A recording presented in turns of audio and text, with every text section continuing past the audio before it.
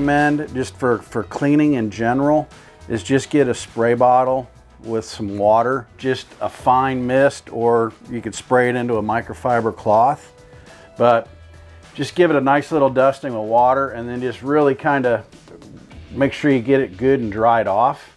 And you should get most of the smudges and your fingerprints off of here, because you're constantly touching these things when you're going through here. Have a spares kit. You can go to your local MarineMax store, and if you tell them, you know, what boats you've got, what engines you've got, generator, all that kind of stuff, they're going to be able to go through and pull filters or strainers, impellers, and just items that you may need during the trip.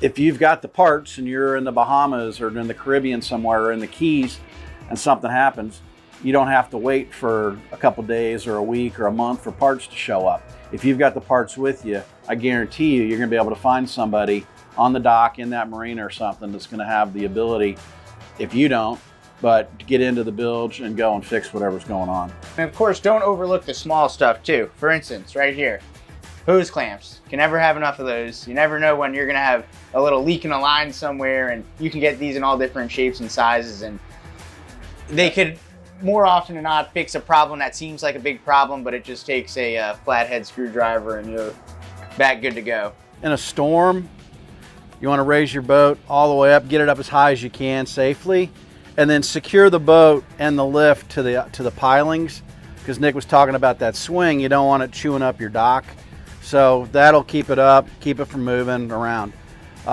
Nick mentioned the power to the lift. Make sure you shut it off when you're done at the end of the day before you leave the dock, because if you take that remote, you stick it in your pocket, you walk up the dock, you go sit down in your house and you sit on that remote, down goes your boat, or maybe bring it all the way up and then the cables bind up and break when they go up into the top. Another thing he mentioned about having a reputable lift company come out, have your lift serviced regularly, just like you do your boats. You know, you do the 100-hour service, the annual service.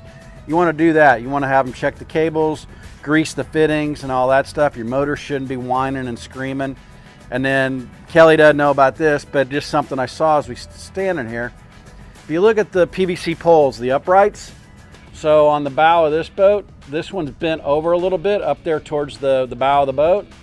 And then if you look to the boat to his left a little bit, that PVC pipe is snapped off. It's loud too. All right, exactly right. So when you're raising your boat, make sure it comes up level and you don't get it cockeyed on there, because if those PVC pipes get hung up underneath those I-beams, that thing snaps. It sounds like a shotgun gun going off right next to your ear.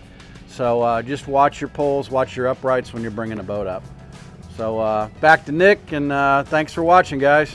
Yeah, one more thing before we get out of here. A lot of these lifts have auto controls that you can just hit the button once and it'll go down, it'll keep going, it'll go up and it'll keep going.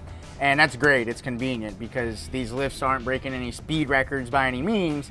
But if you're gonna have that, you need to be careful, because if you have your boat on the lift, you put it down, you walk away, next thing you know, you have a boat that is, one, floating off of your lift, and two, it might be hitting the ground and it's gonna unravel your cables up there, which can be a huge hassle.